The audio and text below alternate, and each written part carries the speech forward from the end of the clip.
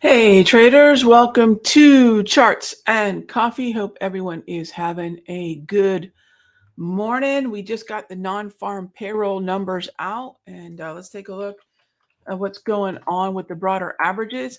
Really not a whole heck of a lot since NFP. That's not in any way to look at this ES and say that it's not punching down to significantly lower lows. Let me give you all another view of what's going on here. Let me give you all the, there we go. This is the view that I typically like to look at, especially lately when it comes to where the opportunity is. On the far left side, we've got the 5-minute chart. And on the center chart, we've got the daily. And on the far right, we have the weekly. And if you take a look at what's going on, and I know this doesn't sound necessarily comforting if you've been watching the sell-off. First question I've been getting a lot of is, Rag, why are we selling off? You know, we got the data. Was it really worse than expected? And that has to be the first yes, right? We had this support level from the, I believe, the May 13 low right in here. Seemed to have found some bearish chop there for a while. Then we had the announcement around the details of the tariffs right in here. And in the wake of that, traders have said, you know, whatever we did already discount, bake into the cake. You know, what were our expectations? Is it worse than what we thought? And the answer is yes. We've broken down through 5,500. We broke down through that 55.06 level. And so this is just the market expressing the continued uncertainty and that the previous amount of sell-off from back in here, right, wasn't enough, right? This wasn't enough to express, right, the unhappiness with the current environment. That's it. That's really it. Now, I know I'm making this sound so simplistic in terms of, you know, it's really interesting because if the markets were going straight up with these candles, clearly no one would be saying anything. No one would be complaining, except for maybe bears out there. Nobody would be complaining. We would see this as an opportunity. Our longer term accounts would be going higher, etc. So the interesting thing is once the candles are going red, once we're going lower, the psychology is so much different. You know, and I think this is where we also have to remind ourselves, gang, that the stock market is not the economy. Now, what does all that mean to me, Rag? How do I make heads or tails of what's going on? This is where I say, and I tell my traders in the Sector Secrets Mastery this all the time, we have to compartmentalize, right? So first of all, and we have a lot of members in the room that are talking about what's going on with businesses, with employment, right? These are real things. By no means am I underestimating that. But the other side of it is, what do we do as traders? Can I put my blinders on and say, look, is there an opportunity on the 5-minute chart, the 1-hour chart, the daily chart, the weekly chart? And then also link up that time frame to the time horizon. So for example, if I'm trading the 5-minute chart, that's just today. This has nothing to do about tomorrow. If my mindset and my outlook is based on a 5-minute, my expectations for movement in my direction are maybe minutes to hours, right? Minutes to hours. So tomorrow doesn't matter to a 5-minute chart. If I move on to an hourly time frame, my time horizon is 1 to 3 days. So really, where we are a month from now, where we are 10 days from now, doesn't really matter if I'm setting up a 1-hour time frame. It's 1 to 3 days typically. It's really this week or a piece of this week. When I go out to the daily, the time horizon's a little bit longer. Now I'm thinking about, hey, where could we be in the next 2 to 10, to maybe 21 days, right? So now I'm thinking about a couple days to a few weeks as far as my expectation. When I look at a daily time frame, am I concerned about where we end the year? Am I concerned about any of those things? No, I'll take a look at the daily time frame. I'll look at the red candles, and on that daily, I have to be bearish. I have to look for, in the case of the S&P, long puts or short sells. When I move out to the weekly, again, whenever, a few times that I'll turn on television, whenever I look at a weekly, now I'm thinking a minimum of 6 months to years. On the weekly, yes, where we might be at the end of the year is interesting to me. Where we might be in a few years, right? Those are all where the weekly comes in. So when we hear about what's happening right now, you're traders. You have a skill set that most of the public doesn't. You can understand that explainer just right there. Rag, if I'm a 5-minute time frame trader, I hardly care what's going to happen by the end of the day. That's compartmentalizing. It's not, oh my gosh, my investments are down. It's not, oh my gosh, my 401k. I get all that, believe me. But on that 5-minute chart, that's the job. And that's the mindset. And it's really calming. If you're looking for a little peace and quiet in this market, find a time frame, understand that psychology, and play it. And don't let the other conversations about everything else play into, whether it be macroeconomic, geopolitics, earnings. Depending on the time frame, it may not really matter. I'll even say in a 1-hour time frame, unless earnings are imminent, but it really doesn't matter. The 1 hour. So the more you want to be free of the headlines, and I know a lot of us say, Rog, this is reality, but doesn't mean I need to stare at it. How many of you, I remember there was, I don't know, is this still a saying?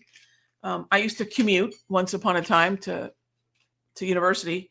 And then when I thought I was a fancy schmancy trader, I used to commute to my fancy schmancy trading office. And every now and then there'd be an accident on going the other way, sometimes on the other side of the median, right? But what would happen? Traffic would slow down going east and west or going north and south. And people would stop to look at what was happening, even though it wasn't even in their way, even though, frankly, on their commute, on their route to wherever they were going, it really didn't matter. We tend to do, I think it's called rubbernecking. I think we tend to do that. Yeah, rubberneckers.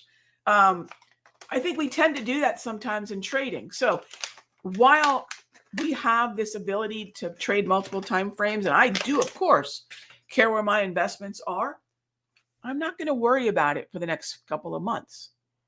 If I'm looking at the weekly time frame, where most of my investments, or I like to call them position trades, are built, I don't need to rubberneck that, right? So if you're having a hard time finding some peace and clarity, find the time frame, do the job for that time frame, and don't worry about the other stuff, because we have to let this noise filter out. And anything that's unrealized, gains or losses, if we don't do anything, there's nothing to do. I'm not going to sell at these lows. I can't believe, and there probably are retail traders that are closing out trades or closing out investments because of the sell-off. I'm going to always ask myself a really easy question. Again, if you're looking for some peace and you're looking at your investments, ask yourself, what is my cost basis? If you own Apple, where do you own Apple from? If you own the S&P, where do you own it from? Right? And then look at the price action and say, hey, this isn't what I wanted, but I may not be upside down on the position that I built.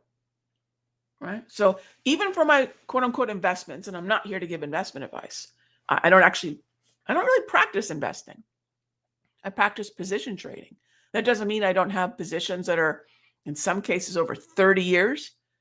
I still view it from the standpoint of entry, exit, target. And that, I think, is very much trading vernacular and a trading mindset. Investors are buy and hold. Never get rid of it, right? Dollar cost average. I think we as traders have the skill of some market timing. And people say you can't time the market. That's not true. That's not true. I'm not saying you're going to be pinpoint accurate. I don't have to thread the needle every time, but you can time the market. Better than buying at all-time highs is buying after 10 and 20% pullbacks. That's market timing, right? The next hot zone for the week, by the way, or for today, is going to be Powell at 11:25. Non-farm really didn't create much havoc. Unemployment ticked up to 4.2% from 4.1, and the jobs data was better than expected. That jobs data came in at what was it? I'll tell you right here. Refresh this page. It was better than expected. Had it been worse than expected, then we might have seen a sharper move to the upside. So there you go. Non-farm came in at 228. It was expected to be 137. But this is what we're going to have to keep an eye on, gang, going forward. Revisions, right? Remember, non-farm that got released at 8:30 this morning reflected March data. But what we're going to see a lot of, and maybe in the next 2 to 3 months, the next few months this is going to be the more important column, which is the previous column and any kind of revision. And that's a significant revision. So next month we'll get the April data, but this 228 could be revised. In this case, take a look. The revision was a downside revision from 151,000 to 117. Whoopsie, right? I know. Don't be surprised if next month when we get the April data, we get a revision of March. This is the reality. We can measure both of those. And this is largely got to be considered negative. And you'll see there's a slight drift higher in the S&P since that data. Revision was very bearish, or I should say the revision was down. So that's actually bullish. It's bad, down. And the unemployment claim ticked up. That's bad. Hence, that's bullish. Wrong? Bad news is good news. Bad news is good news. And here's why. And then we'll take a look at some questions together. Here's why. All right. If we go on over to the target rate probabilities, this is the highest May has been for a potential rate cut. May has not been this high. It's not the probability, it's a possibility. This is the hold. This is the cut. It's 42%. Now, I'm sure this will change again after we hear from Powell at 11:25. June is fully discounted for a rate cut. This isn't a question of whether they cut. This is a question of whether we've already cut in May or Powell does sort of a bazooka cut of a half point. He did that in September, or an incremental cut of a quarter. So this column could represent a cut in May and then a cut at the June meeting, or this could actually represent a half point cut at the June meeting. But rates are going to be lower in June. If Powell doesn't like the look of these expectations, he will not sound dovish today around 11:30. So he gets to correct this. Believe me, he knows what these are. And if these expectations are not in line with what they intend to do, if they're not in line with what's on the table, he will course correct with his words. So monetary policy is always preceded by messaging, monetary policy messaging. All right. And he's going to know exactly where these Fed fund futures are sitting when he's taking questions today around 11:25. All right. So that is what we've got going on here. And, if I take a look at my weekly time frame, gang, I'm still waiting for that 49.33. I don't know that we'll get it, but I would love to see it, because if at 49.33, when the ES futures reach 49.33 or the 20% pullback, I will absolutely look at a long-term position in the SPY. That's the only mechanical 20% pullback approach that I've got.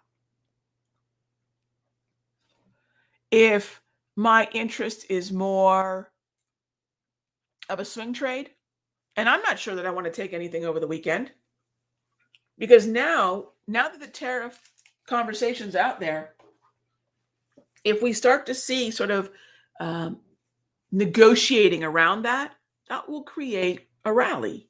So be careful going into the weekend, especially short, because we can't do anything about Saturday and Sunday.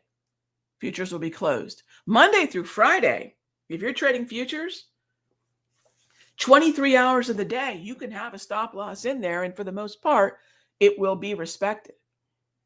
But over the weekend, we can't do anything about it. Right now, we've seen a decent bounce in the S&P. We're well below the previous session close. But if there are near-term bullish opportunities, meaning day trading, you look at the 5-minute time frame, that would be the way I would look at the S&P right now. And we'll see what happens after the bell. All right, we'll see what happens after the bell. I will also remind everybody that in terms of volatility, we've already exceeded the 68% probability of price movement range. So this is already outside normal price movement. There is a certain amount of normal price movement, and we're already outside of that. All right, we got a question from Juan who's asking about Intel and Palantir. As far as Intel goes, it's bearish. I've got to be bearish on Intel. As far as swing, not much I would do with Intel on a weekly time frame until or unless we're around $18 to $19. That would be a much, much longer time frame, time horizon. On Palantir it's doing its own thing. I mean, Palantir says, what problems? It's still very much holding the weekly time frame. So this chart to the far right is the weekly. This is my 6-month to 12-month time horizon to years, right? So I would continue to be bullish there. You could probably be bullish on the day trading side of things. I really can't be bullish on the daily or on the hourly. So it really depends on your directional bias that you're looking at. All right, Juan? All right, Anthony's asking about gold. So if I'm taking a look at gold, I'll start with GC. And I mean, obviously, gold continues to be a rocket ship overall to the upside, but not without volatility, gang. Not without volatility.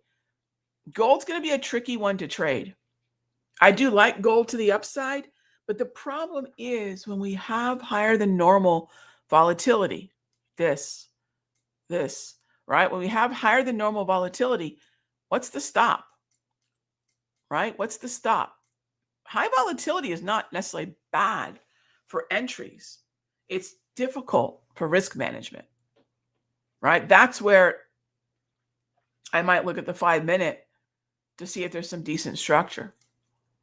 But we're way beyond the typical price movement range on gold. So it's already sending out a shot across the bow to remind us that, yes, I want to be bullish. So Anthony, I'm with you. I want to be bullish. Look at all these green candles. The question is from where? And trading is really, if you want to distill it down to our job, from what price level can we manage risk? This is why I so adamantly say do not add to losers, because that is ignoring the one job that we have, right? Which is from what price can I manage risk in my account? And it's not that I don't have directional bias. It's not that I don't want to be a buyer, especially on a daily or weekly time frame. It's the bottom line is from where. If I were looking at something a little bit near term, Anthony, I'd keep an eye on 3073.3, 3073.3, and that could be for GC, MGC, or GLD calls. And then I wouldn't be much more bullish to the upside than probably around 3021 and then 3160. All right. And that's what I'm looking at here, gang. A lot of volatility. Remember, gang, flat is a position. Please remember that. Flat is a position. It's okay to start building longer term position trade, kind of wish lists, shopping lists. It's okay to day trade where you don't really care about tomorrow. Just trade the right now. there's no harm in saying also, I'll wait till some normalcy comes over this market. We're only the third day really into, not even third, really second day into digesting, processing all this new tariff news, right? Great traders know when to do nothing, gang. I know a lot of people think great traders are the ones that go out and hit home runs and are slinging contracts. No, not so much. Great traders know when to sit on the sidelines and kick their feet up and sip on some coffee. And then they wait for their pitch. We know this in baseball, right? What do we know about great Cooperstown big league hitters? They wait for their pitch. Know your pitch. When you see it, take a swing. Until then, we play in a no strikes called game. We can let 1,000 pitches go by, right? That's what great trading is. Wait for your pitch, gang. I'll see you on Charts and Coffee on Monday. And yeah, I'll probably do a Q&A on Sunday with you all at 6 p.m. Eastern. All right, gang. Be good to each other. Risk management first. I'll talk with you soon.